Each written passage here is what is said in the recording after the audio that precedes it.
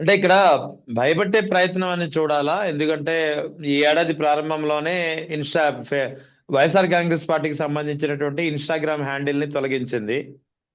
ఇప్పుడు Facebook page ని తొలగించినటువంటి పరిస్థితి, బ్లాక్ చేసినటువంటి పరిస్థితి. అంటే భయపెట్టే ప్రయత్నమా, లేకపోతే కూటమి ప్రభుత్వం పూర్తిగా డిఫెన్స్ లో పడిపోయి ఈ విధమైన ప్రయత్నాలు చేస్తుందా? సార్ ఒక్కొక్కళ్ళు బయటకు వచ్చి నిన్నటి రోజు అనుకుంటా అండి, అతను తెనాలి ఎమ్మెల్యే శివకుమార్ అనుకుంటా, ఎంత గొప్పగా ఎవిడెంటరీ పట్టుకొని మాట్లాడాడండి నాదెండ్ల మనోహర్ గారిని. 2004 నువ్వెప్పుడు రాజకీయంలోకి వచ్చావు, నేనెప్పుడు రాజకీయంలోకి వచ్చా అంటే 2004 నుంచి ఆయన పోటీ చేసింది ఆ టైమే కదండి, కాంగ్రెస్ పార్టీ ప్రభుత్వం నుంచి. ఉమ్. సో సో అప్పటికే ఆయన మీద ఉండే కేసులు 420 చీటింగ్ కేసులు, ఆడబిడ్డలని ఆడబిడ్డలని తార్చిన కేసులు కూడా ఉన్నాయండి, సెక్షన్ తో సహా. శివకుమార్ గారు చెప్పేశారు చక్కగా, చీటింగ్ కేసులు. అంటే మీరు ఎలాంటి వ్యక్తిని పక్కన పెట్టుకున్నారు? అతను ముఖ్యమంత్రి కొడుకు, స్పీకర్ స్థాయిలో ఉన్న వ్యక్తి అని 10 సార్లు మీరు పొగుడుతున్నారే, మీ పొగడ్తలకి సంబంధిత పర్సనేనా అతను? శంఖం చక్రం ఉంటేనే మహావిష్ణువుకి ఆ గొప్పతనం నిండుగా వస్తుందండి. అంటే ఒక పక్కన ఐఏఎస్, ఒక పక్కన ఐపీఎస్ అండి. తోట చంద్రశేఖర్ గారు మాజీ ఐఏఎస్, బాంబేని గడగడలాడిచిన వ్యక్తి. జేడి లక్ష్మీనారాయణ గారు, పెద్ద పెద్ద గాలి జనార్దన్ రెడ్డి గారు లాంటి వారు భయపెట్టినా సరే అతన్ని ఆ కేసులో ఏ మాత్రం అంగుళం భయం లేకుండా నిలబడినటువంటి వ్యక్తి. ఒక ఐపీఎస్ ను, ఒక ఐఏఎస్ ని పక్కన పెట్టుకొని నువ్వు రాష్ట్రాన్ని ముందుకు తీసుకువెళ్లాల్సింది పోయి ఆడబిడ్డల్ని తార్చిన నాదెండ్ల మనోహర్ గారు ఒక పక్కన. కేసులు ఉంది కాబట్టి నేను చెప్తున్నానండి, శివకుమార్ గారు ఎవిడెంటరీగా అన్నారు కాబట్టి నేను చెప్తున్నానండి. ఆస్తులని తార్చినటువంటి లింగంనేని రమేష్ గారిని ఒక పక్కన పెట్టుకున్నారు. సో ఇక మీరు ఏం పరిపాలన అందిస్తారు? అంటే మనం అనుకుంటాం కదా, మీ స్నేహితులను బట్టి మీ క్యారెక్టర్, మీ శత్రువుని బట్టి మీ కెపాసిటీ అంచనా వేస్తారని. మరి మీ పక్కన ఉన్నటువంటి మీ స్నేహితులు ఎవరు? ఎవరు? మీరు చెప్తున్నట్టుగా ఒక మాజీ ముఖ్యమంత్రి కొడుకు అని చెప్పకండి. 2004లోనే అన్ని కేసులు మాజీ ముఖ్యమంత్రి కొడుకు మీద ఉన్నాయి అంటే ఎన్ని కేసులు పక్కకు పోగా ఎన్ని కేసులు వేసినారు? అందరూ కేసులు వేసే ధైర్యం చేయరు కదా, భయపడిపోతారు కదా ముఖ్యమంత్రి కొడుకని. అయినా సరే ధైర్యంగా ముందుకొచ్చిన కేసులు అఫిడవిట్ లో ఎవిడెంటరీగా ఉంటే అతన్ని పలుమార్లు పొగుడతారేంటి? అందరినీ తక్కువ చేసి వాళ్ళని ఇంకా గొప్పగా పొగుడతారేంటి? మీరేమైనా ఉన్నారా? నాదెండ్ల మనోహర్ నాతో ఉన్నాడు, అవును, గతి లేక గత్యంతరం లేక ఉన్నాడేమో. అలా ఎందుకు అనుకోరు మీరు? అరే ఎన్ని కేసుల్లో ముద్దాయబ్బా, చైతన్య విద్యా సంస్థల వాళ్ళు చచ్చిపోయే ముందు నా ఆఖరి కోరిక అన్నట్టుగా ఎంత గొప్పగా వీడియో ఇచ్చారు, మీరు చూడలేదా? ఈ రోజుకి ఎన్ని కేసుల్లో లింగమనేని రమేష్ ముద్దాయిగా ఉంటూ వెళ్ళిన ప్రతి చోట ఇది పవన్ కళ్యాణ్ భూములు, పవన్ కళ్యాణ్ ఆస్తులు, నేను ఊరికే బినామీగా ఉంటున్నా అని ఎన్ని చోట్ల చెప్తున్నాడో మీకు తెలుసా? మీరు నమ్మండి, హైకోర్టులో ఈవెందో జడ్జిల దగ్గర సైతం లింగమనేని రమేష్ కి సంబంధించిన ప్రతి కేసుల్లో ఇది పవన్ కళ్యాణ్ గారి డబ్బులు, ఇవి పవన్ కళ్యాణ్ గారి బినామీలు నేను అన్నట్టుగా ఎన్ని చోట్ల ప్రొజెక్ట్ చేసుకున్నాడు. మీరు కనుక్కోండి, నేను చెప్పేది అన్ని అబద్ధాలు. మీరు కనుక్కోండి, ఎంక్వైరీ చూసుకోండి. ఈ రోజుకి హైకోర్టులో రిట్ పెండింగ్ నడుస్తున్నాయి. ప్రతి దాంట్లో పవన్ కళ్యాణ్ గారి డబ్బులు, నేను పవన్ కళ్యాణ్ గారి బినామీలు అంటూ ఎంత మందితో మౌత్ పబ్లిసిటీ అయిపోతున్నాయో తెలుసా? 2014లో పవన్ కళ్యాణ్ గారికి రూపాయి ఆస్తి లేదు, అద్దెంట్లో ఉన్నాడు. స్పోర్ట్స్ కార్ కూడా మెయింటైన్ చేయలేక మంత్రి నారాయణ గారి కొడుకు అమ్మేశాడు, ఆ కొడుకు యాక్సిడెంట్ లో చనిపోయాడు. అటువంటి ఏమీ లేని అద్దెంట్లో ఉన్నటువంటి పవన్ కళ్యాణ్ తన చిట్ట చివరి డబ్బుని రేణు దేశాయ్ గారికి విడాకుల నిమిత్తం ఇల్లు కూడా రాసి చేసినాడు. అటువంటి పవన్ కళ్యాణ్ గారు 2014 తర్వాత ఏం సినిమాలు హిట్ అయినాయి అని ఈ రోజు కొన్ని వేల కోట్ల ఆస్తులకి ఆసాం అయిపోయారు. కోడి చెరువు ఏంటి, దాని ముందున్న 2 ఎకరాల భూమిలో విల్లాలేంటి, లేకపోతే ఈ రోజు జూబ్లీహిల్స్, బంజారా హిల్స్ లో ఆయన ఇల్లు ఏంటి, ఆయన ఆఫీసులు ఏంటి, పార్టీ ఆఫీసులు ఏంటి, ఎకరాలు వెనక్కిపోవడం ఏంటి సార్ ఇదంతా? సో మీరు ఎవరితో సావాసం చేస్తున్నారు? ఆడవాళ్ళని తరిచిన నాదెండ్ల మనోహర్ గారితోనో, లేకపోతే ఆస్తులను తరిచిన లింగమనేని రమేష్ గారితోనో మీరు కలిసి ముందుకెళ్తే ప్రజలకు ఏం మెసేజ్ ఇస్తున్నారు? ఈ రోజు రాజ్యసభలో ఇంత ప్రతిష్టాత్మకమైన సీట్ ని కేసుల్లో ముద్దాయిని తీసుకెళ్లి కూర్చోబెడతారా? బాంబేని గడగడలాడించిన ఒక ఐఏఎస్ ని కూర్చోబెట్టొచ్చుగా, గాలి జనార్దన్ రెడ్డి గారిని పరిగెట్టించిన జేడీ గారిని కూర్చోబెట్టొచ్చుగా, మీకు సేవ చేసిన ఆడిటర్ ఏం రత్నం గారినో, ఏవి రత్నం గారినో కూర్చోబెట్టొచ్చుగా. అరే వీళ్ళెవ్వరూ మీకు అక్కర్లేదు. మీకు డైలాగ్ రాసిన త్రివిక్రమ్ గారిని కూర్చోబెట్టొచ్చుగా. వీళ్ళందరినీ పక్కన పెట్టి ఒక నేరగాడిని తీసుకొచ్చి ఆ స్థానంలో కూర్చోబెట్టి, నేరగాళ్ళ మీరా నన్ను పరిపాలించేది, మీతోనో మేము పరిపాలింపబడేది. అరే ఎందుకన్నా డైలాగులు? ఎందుకు ఆ డైలాగులు? మనం పాటించలేనప్పుడు అటువంటి డైలాగులు మనకు అవసరమా? సో దయచేసి సార్, భయం అనేది లేదు. కానీ ఈ రోజు ఎమ్మెల్యేలందరూ బయటకు వచ్చి వాళ్ళ మీద నుంచున్న వ్యక్తి ఎవరైతే, గెలిచిన వ్యక్తి ఎవరైతే, ఇలాంటి వ్యక్తి నా గెలిపించింది, ఇలాంటి వ్యక్తికి టికెట్ ఇచ్చింది, ఇలాంటి వ్యక్తి నా పెంచి పోషించి మీరు పొగుడుతుంది అంటూ ప్రశ్నిస్తుంటే ప్రజలు కూడా చాలా సందిగ్ధ పరిస్థితుల్లోకి వెళ్ళిపోయారండి. పరకాల ప్రభాకర్ గారు మరో సెన్సేషనల్ కామెంట్స్ చేశారు. దేశంలోని వివిధ రాష్ట్రాల్లో ఇప్పటి వరకు జరిగినటువంటి ఎస్ఐఆర్ ప్రక్రియ ద్వారా 6.5 కోట్ల ఓట్లు తొలగించినటువంటి పరిస్థితి ఉంది. సో మొత్తం ఎస్ఐఆర్ ప్రక్రియ దేశం వ్యాప్తంగా పూర్తయితే అది 16.5 కోట్ల ఓట్లకు దారి తీస్తుంది. అంటే దేశవ్యాప్తంగా 16.5 కోట్ల ఓట్లు తొలగిస్తారనేది ఆయన చెప్తున్నారు. అంటే ఈ విధమైన ప్రక్రియ ద్వారా ఎస్ఐఆర్ ప్రక్రియను కేవలం అదే డూప్లికేట్ ఓట్ల తొలగింపుగానో లేదా నకిలీ ఓట్ల తొలగింపుగానో చూడకూడదు.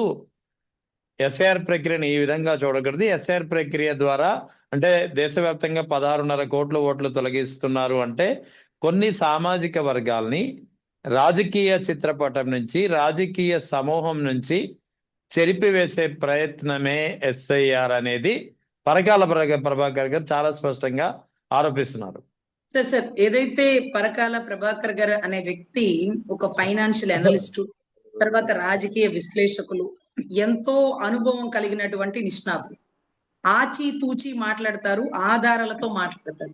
నాకు చాలా ఆశ్చర్యం అండి. ఈ రోజు కూడా అతని మీద ఒక్క కేసు కూడా నమోదు అవ్వలేదంటే నాకు ఆశ్చర్యం.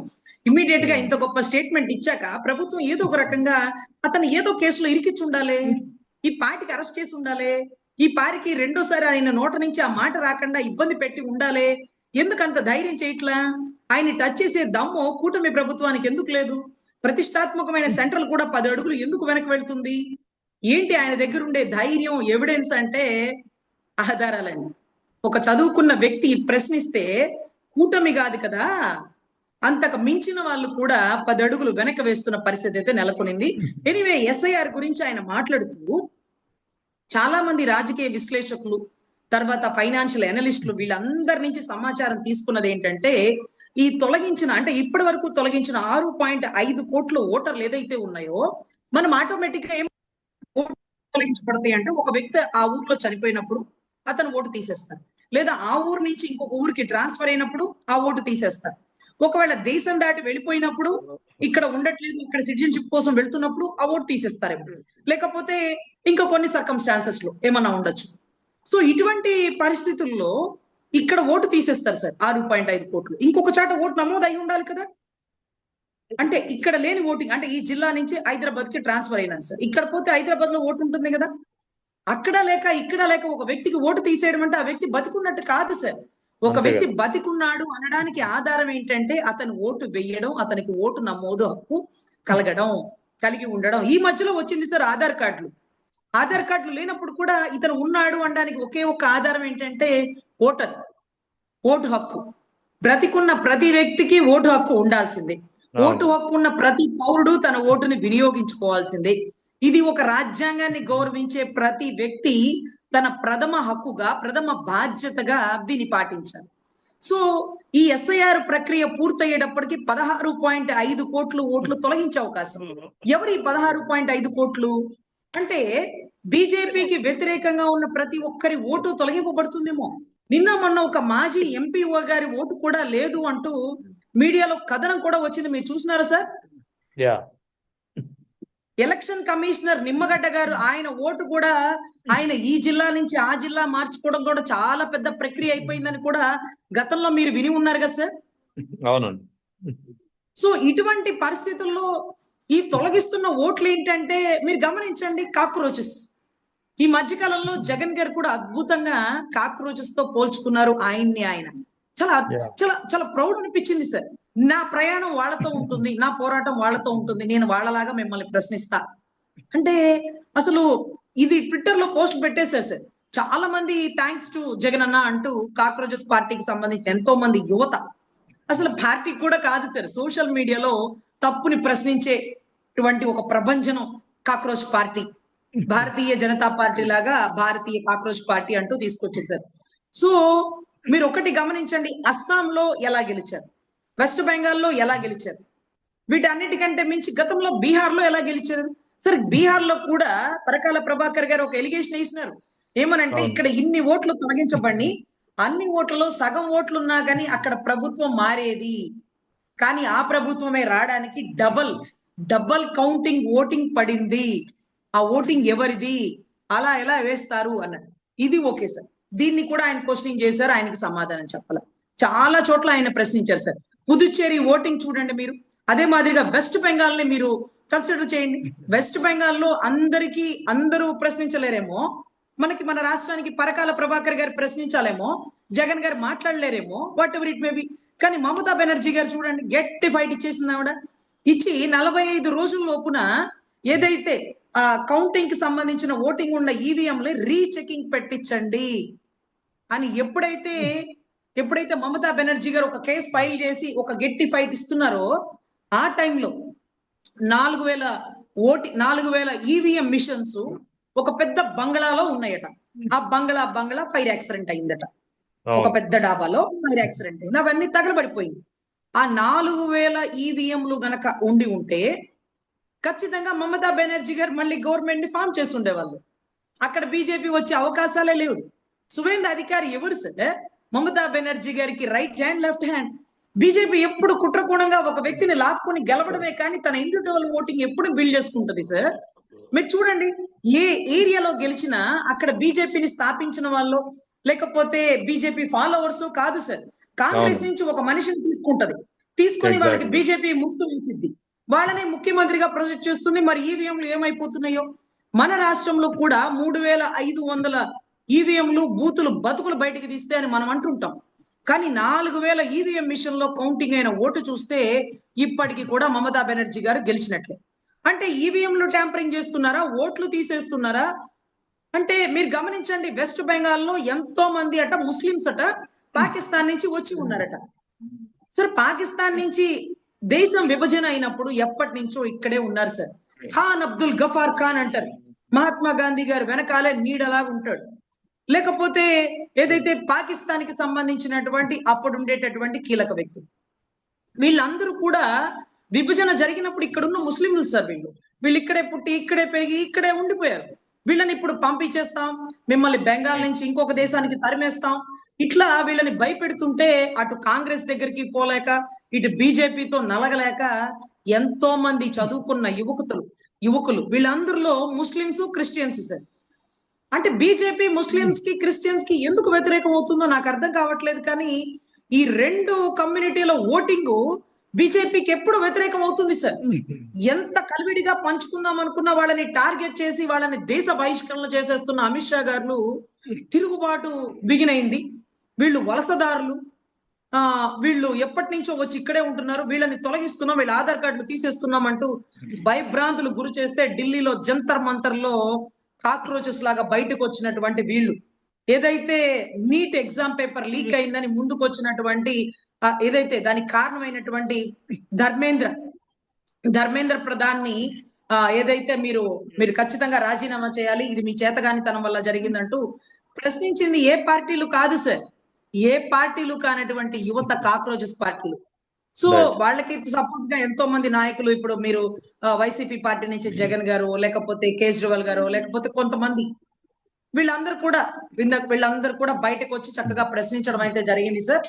ఎనీవే, ఈ ఈవీఎంల మిషన్ లో కూడా గతంలో జగన్ గారు ఒక మీటింగ్ పెట్టి ఎమ్మెల్యేలని, ఎంపీలని ఎలక్ట్ చేసినారు.